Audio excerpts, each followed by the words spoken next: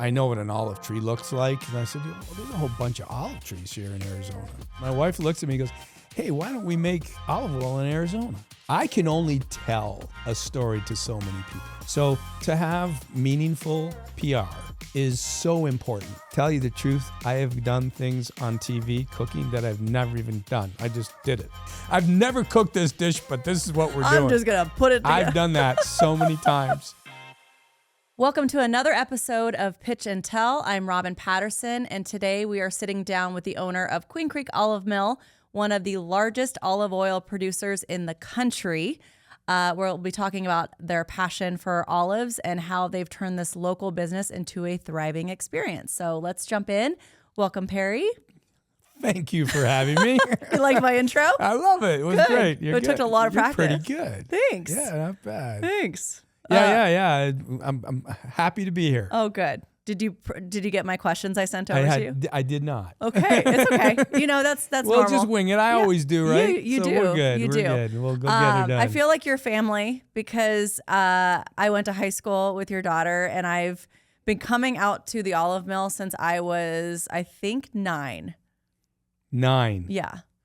How old are you? No, okay. I'm not No, supposed to ask you that. Age, okay, there but, you go. About 30 years. Yeah. A little under 30 years. We're in our 25th year. Okay, then that would be wrong. Yeah, but it's close. I mean, okay. Yeah, I mean, how old was Sydney when you opened it? Because then that's probably the age I was out there. Probably maybe 9 or 10. Okay. Yeah. Then middle school. I was out there around middle school. Yeah. So, and you know, all of our family worked there. Yeah. I mean, in one way or another. You know. So, but yeah, it's been quite a ride. And you know, when I moved here from Detroit with my wife, and we had 4 kids then. John was born here. By the way, John runs the damn place right now, right? Yeah. Brenda was 8 months pregnant when we moved here. But you know, the way it happened was kind of funny because from the automotive industry, when I turned 40, I had a 2-year contract to continue working with them because it was a family business that my father owned, and then when I decided that it was time to move on, I was 40. And my parents were vacationing here in Fountain Hills. Okay. So Brendan and I said, okay, well, let's go down. We'll visit with my parents. We'll stay wherever. And we went out for dinner one night, and we were in Old Town Scottsdale. And, you know, we just walking around, and, you know, I know what an olive tree looks like. And I said, well, there's a whole bunch of olive trees here in Arizona. And, you know, didn't think too much of that after that. And then, you know, went back to Michigan, and we went out to dinner to an Irish bar. Can you call dinner? Can Irish and dinner be called together? Probably not, right? I don't know. I don't know. Irish food? No. Anyway, a little biased there. My wife's Irish. Anyway, so we had some fish and chips and some beer, maybe too many beers. My wife looks at me and goes, hey, why don't we make olive oil in Arizona? And I don't know where the hell that came from. But anyway, so, you know, I have a little bit of a, you know, I'm a little bit of an entrepreneur. So I decided, well, let me look into that. We'll see what we can do. One thing led to another. So awesome. It was in Arizona is, believe it or not, a great place to grow. As a matter of fact, Arizona State University did a big, and I found this out, you know, while I was doing the investigation about whether or not olive trees could be a viable farmer or a viable crop in Arizona. And they had done a whole bunch of studies and had named olives as one of the viable crops to grow in Arizona. But farmers are farmers, you know, and their dad grew cotton and they grew corn, so nobody really did it except for the Gila River Indian community. And they had a commercial grove, which I went to visit. Okay. And it was funny, that year when I went to visit it, they had a fantastic crop. And the first oil that I actually processed, I used their olives because my olives weren't grown enough yet at that point. Okay. And we weren't even Queen Creek Olive Mill. We were Rea's Olive Ranch. Oh, So I didn't even that was the first name. That is, yeah. That was the first thing that we did. So anyway, that's kind of the story, and that's how we really got started. I mean, the going to Queen Creek was, in my mind, probably the luckiest thing that we did. I had another location. at Baseline in 32nd Street. Oh, on the not mountain. bad. On the mountain. Okay. But Queen Creek was more of a destination. I think there's a formula when it comes to agritourism. You've got to be close enough but far enough from the city center, because you need to still be a destination. I think just by saying the name Queen Creek in the name it pinpoints you where you are. You call yourself, Rea's Olive Ranch. Again, what the hell's that? Maybe you say Queen Creek Olive Mill. Oh, it's in Queen Creek, right? So, you know, right? So there's all those little things that, I'd rather be lucky than good. Yeah. And it just happened. Yeah. So. Well, you got very lucky. I mean, I wouldn't say luck, but I think you're a magician with picking Queen Creek, because it has grown tremendously. Well, the town loves us. Yeah. Oh, for we sure. We love the town, too. Yeah. They're very supportive. Yeah. I mean, you guys have grown. I've seen it grown tremendously over the years. I mean, the marketplace has grown. The restaurant's grown. You guys you're still growing. So, what's been the key to your growth, and what's next? I think I always tell people that we've grown organically. Mm-hmm. No pun intended. No pun intended, right? But and that's true. I mean, I think when you have a product and you want people to come, you've got to have integrity. You've got to have reality. People have to look at your you can't be making up, although storytelling's great, but you even if you're storytelling, you have to tell the right story. Right. And the story has to be believable. And when we started, we had one product. It was now we call it balanced extra virgin olive oil, which still remains our number one selling product. But, now we have well over 3,000 SKUs, or 300 SKUs, excuse me. So, to answer your question, I think it's related to the fact that when people come, they can see that it's a family business. We walk the talk, we're sustainable. I wouldn't feed anything to my customers that I wouldn't feed to my family. Mm-hmm. Those are really important things, and people come back for that. That's what I think. Yeah. Yeah. For people who have not been out there, give them describe kind of what it's like. Yeah. Well, first, shame on you if you haven't been out there. Make the drive. It's not that far. It's amazing. No, that's right.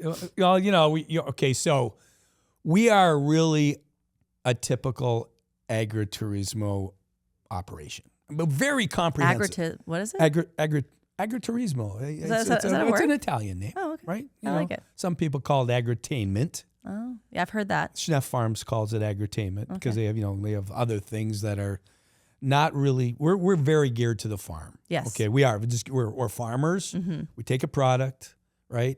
So we're very comprehensive. So what can you find when you come to the Queen Creek Olive Mill? It's our comprehensive business. You'll see, 10,000 trees planted out in the farm. You'll see our harvesting equipment. You'll see our bottling equipment. You'll see our marketplace where we sell our products. You can do a tour, right? We have a place where you can eat. Matter of fact, now we have 3 places where you can eat. Anything that is synergistic with olive oil or agritourism is what you can find at the Olive Mill. Mm-hmm. So, and education is important to us too. So during those tours, the Olive Oil 101 class, which, is really kind of history of olive oil, but also history of our farm, a little bit about our family, you're going to find on our menu, everything is olive centric. Okay. It really is. I mean, we have no seed oils. Everything's done with olive oil. Okay. It's really important for us to do that. Mm-hmm. So what you're going to have a good time. You're going to sit under an olive tree, grab a glass of wine. We like you to even grab a glass of wine and go shopping. I mean, it's just, it's, I grab a bottle when I go. Yeah, local beers, local wine. Don't judge. Don't judge me. Yeah. I grab a bottle of the Almond Champs. It's the That's best. my go-to. That's the best, right? It is. Yeah. It is. So literally since I started in PR, you were like a dream client of mine. I was always like, I got to have the Olive Mill as a client. And it was surreal to get you as a client because I was like, it was just awesome. And you've always been so good with media. So I haven't really had to train you a whole lot. I mean, a little, sometimes I got to reel you in, but how have you seen media help your business succeed? That's a really, what does PR mean? Well, I'm going to end the conversation with that. So don't go there. Don't go there yet. But okay. But I mean, if you think about it, I can only tell a story to so many people, right? I think it's your responsibility as, there's ways to, one person tells 10 people tell 100 people, and it explodes. Okay. So to have meaningful PR is so important, but it's a two-way street. Like, when you say you don't really have to sometimes you have to reel me in, but basically I can't tell the wrong story. I tell the wrong story. You can't even do anything with it. Yeah. Right. Right.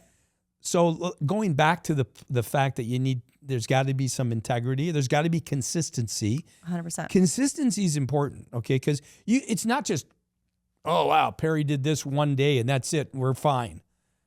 You got to keep hammering it. 100%. Like so many times, if we're having an event and I've done a cooking show, or I've gone on doing my 3-4 minutes with whatever channel it is, right?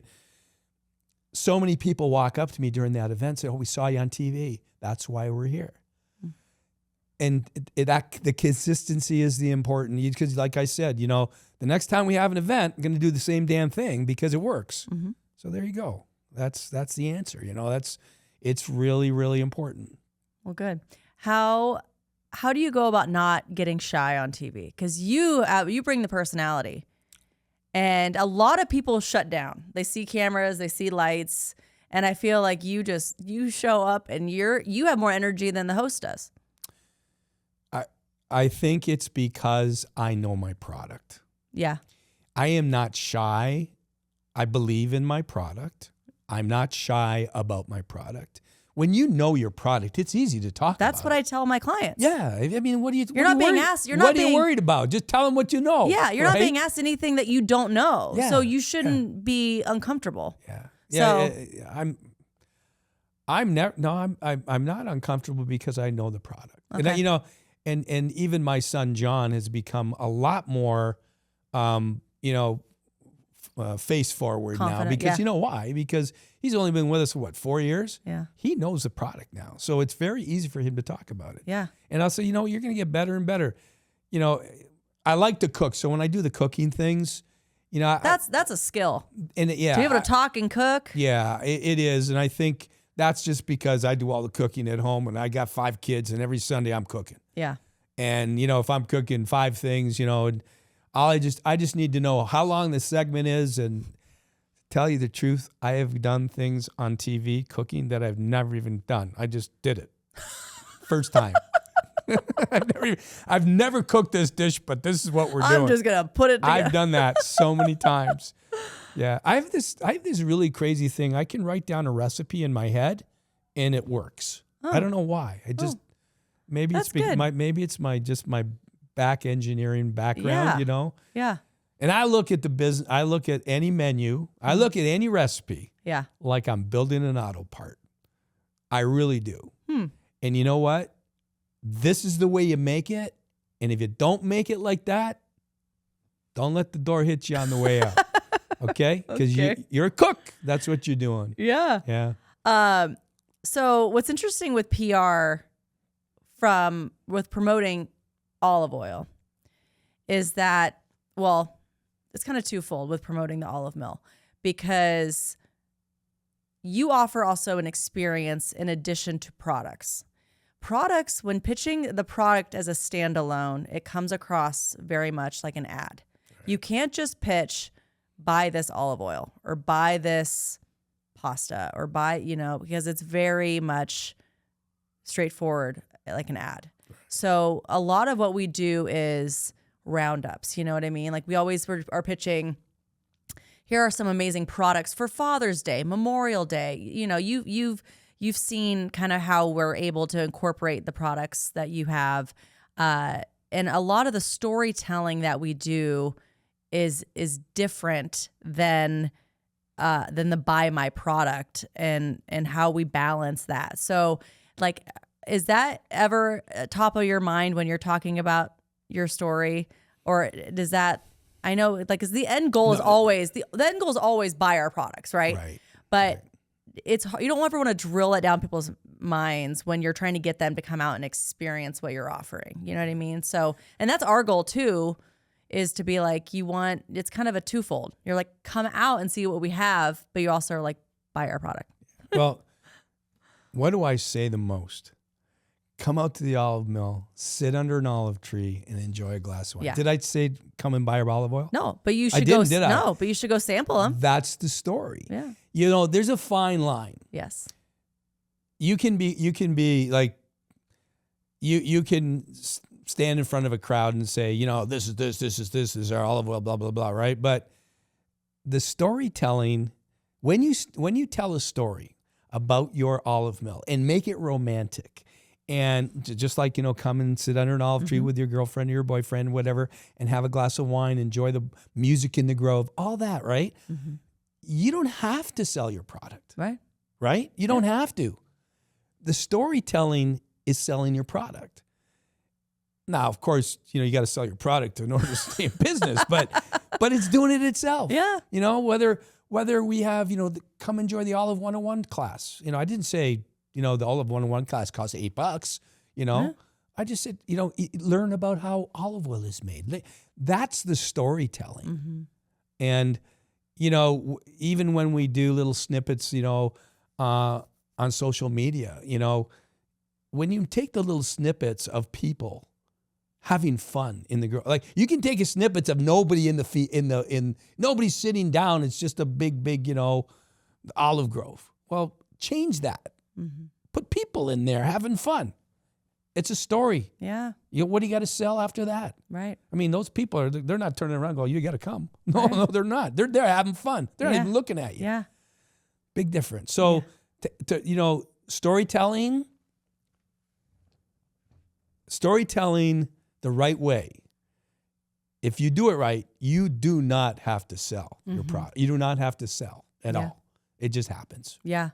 And I think we did that well with your wife's products, with Olive Spa, which is an extension of the olive mill. And for anyone who does not know, using your olive oil for skincare products, beauty products, because that is, she was able to utilize the olive oil on her skin and, really help develop her own line of beauty products. And now she has her own whole, Olive Spa is her own little brand. So that's, that is a story in and of itself. And I think that, that lends itself to its own story. Right. And, I mean, there's even a background story that, I don't even know if a lot of your listeners even know. I mean, the only reason Brenda decided to make that first hand salve that she made, or it was actually an olive oil based something for Angelo's hands. Uh-huh. Angelo had a very bad reaction to the soap that he was using in his school. Oh. And he came back and his hands were all just all messed up, cracks in it and everything. And when he was a kid? When he was a kid. And Brenda said, Brenda just did what moms do, right? Mm-hmm. I mean, she just took our olive oil and turned it into something with essential oil and used it every day on Angelo. It went away and found out that, Angelo, don't wash your hands. Don't wash your hands in school with this soap. Use this soap. Yeah. And it works. So that story in itself, okay, it's huge. Nobody said, if your kid has no, but it was a matter of something that was needed, and she just provided the solution. Yeah. So that's a huge thing, I feel like, for people, for businesses who have products. You have to find that story behind the product in order to help sell it without selling it, right. without using the words "buy my product." Right. And it really is. And I'll tell you another thing is that if you have a concept like olive oil, there's so many legs to that concept. Okay. In other words, if you talk about the Mediterranean diet, right? Everybody thinks olive oil, right? Well, then you can bring in all the other Mediterranean product things, right? You can, the health aspect of it, right? I don't know whether or not I was really lucky because olive oil is a cool concept, but it's got so many legs. It does. And there are so many synergistic products that go with olive oil, whether it's the food you're eating, all right, or products that are canned in olive oil, tomatoes. Everything, right? It's crazy. Yeah. It's just crazy. And there's a lot of other things like that, but that's just we're lucky. Works. Yeah, for sure. Is there a PR moment that you remember that? So many. Yeah, that really changed like the game for you. That first article that came out, I don't know who did it. Was it? I forget who did it, but it was about going from motor oil to olive oil. Was it Arizona Republic? Might have been the Republic. It was a big article. Yeah. And I know you have all over the mill. You have all the amazing press that you've had over the years hanging up, which I love. And it's just kind of framed all over kind of the hallway, and it's just from the very beginning, which I think it's fun to see. Yeah. That older press. I've got a box at home of just having dirty jobs out there was big. Yeah. Bo McMillan bringing, the best thing I ever ate. That still airs a lot, by the way.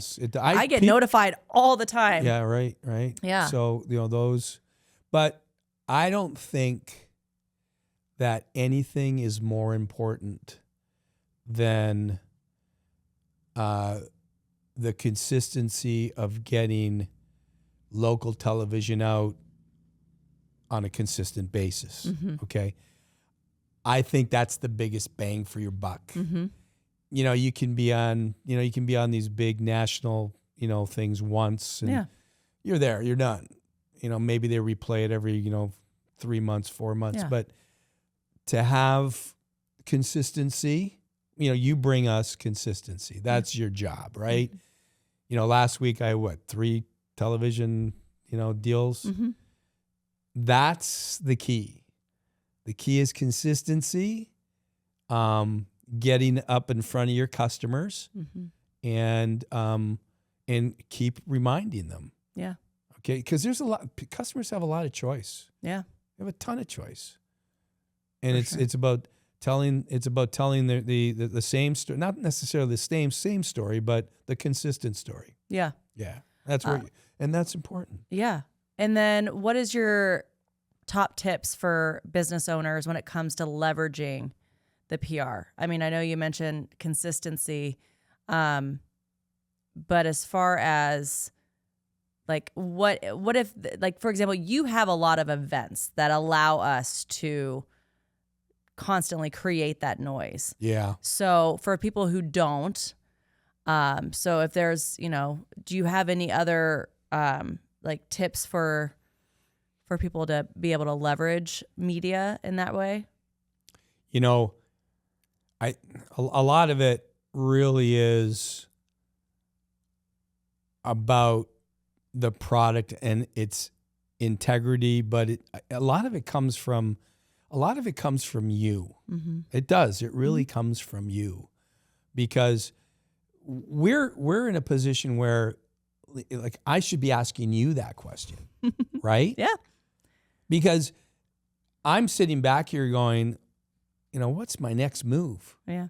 And that's why I mean, that is our job. it is your job, right? And you so did. so as far as you can throw I mean, how many times you throw stuff at me and go, no, I don't want to do it, right? A ton. A lot, right? Well, but sometimes it's just because I don't have the time. Yeah, you are busy. But at the end of the day, your ideas are what we're just bloodsuckers. Tell me what you can throw at me, and I'll see if I want to do it, or let's just do it. Yeah. And we know it works now. So, once you understand what works, don't reinvent the wheel. Just do it again. Yeah. Just do it again. Sure. Get in front of the TV and cook something. Yeah. Use your best olive oil. Yeah. Whatever the heck, So I think people who want to get, social media is great. It really is. And some of it's good, some of it's bad. But, you really got to be knocking on people's doors all the time, whether it's through social media, whether it's being on TV, whatever it is, okay? People forget, that there's just so many things going on in the world. Yep. People forget. And, if you have a product that people need to use every day, like olive oil, it's an easy sell. Yeah, for Right? sure. Yeah. Okay, so I always end my episodes with this. How would you describe PR? That's a really good question. I think PR is a relationship between a PR company and an individual who work together in order to get to a goal. And that goal is to make me happy. Yeah. Because if I'm happy, I pay you. No, what is PR? I mean, at the end of the day, PR is really taking your business or your thoughts, okay, and spreading it around. And if that one person who watched me on TV today because you told me to go on that channel, if that person watched me and told 10 people, and I think I said this before, tell 100 people, and it's an avalanche. Yeah. So it's a really important thing. People don't realize how important it is that if you get your name out there, it just explodes. Yeah. And that message can only be done if you get out there. Yeah. Okay? Because I don't care what anybody says. Nobody's gonna come to your establishment. They don't even know. I mean, there's people that still say, I don't even know where the Queen Creek Olive Mill is. I know. And it blows my mind. Right? Okay. But, and we get 750,000 visitors a year. That's a lot of people. And people still, I've never heard of it. Okay. Whatever. Yeah. Here's an address. Here, watch this. Yeah. Right? Yeah. So, we have a very strong brand now. We're very lucky. Very strong brand. A lot of people know who we are. A lot of people know who we are because we have good PR. Yeah. There you go. Well, that's the answer. Awesome. Well, what can people look forward to? Because I know there's a few things coming up. Well, we have a new concept coming in Arcadia. And it's a collaboration with In Good Spirits, the guys who do the Gladly and Minnow Sushi and System Public House. And anyway.